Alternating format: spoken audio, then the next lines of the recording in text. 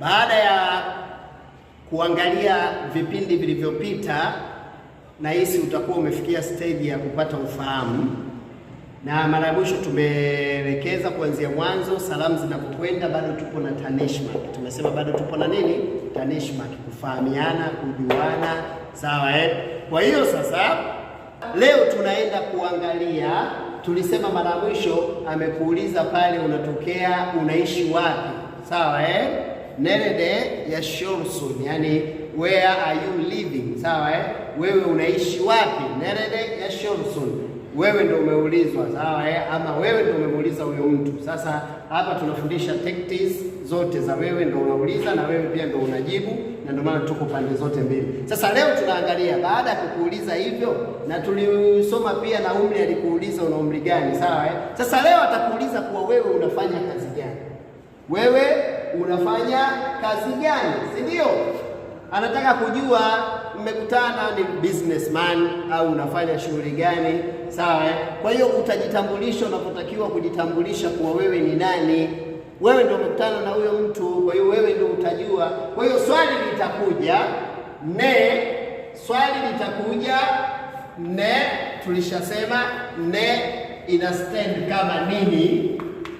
Ukiona neno ne la Kituruki linamaanisha what, nini, sawa Kwa Kiingereza ni what. Kwa ukiona ne ujue tayari hapo nilishakuwa swali, kwa sababu ne ni nini. Kwa hiyo tayari ilishakuwa swali. Kwa hiyo atakuuliza ne ish.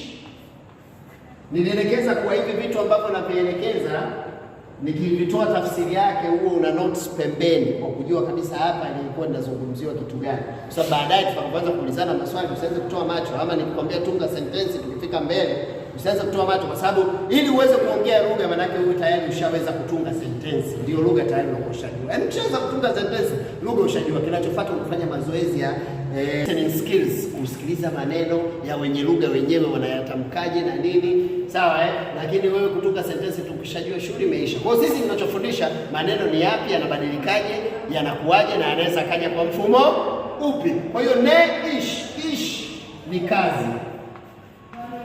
Kituruki work inaitwa ish.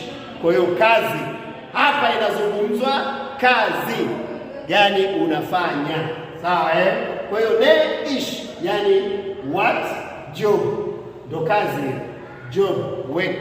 Ne ish what, job. Yapıyorsun, unajishughulisha nayo au unayofanya. Kwa hiyo atakwambia yapi, atakwambia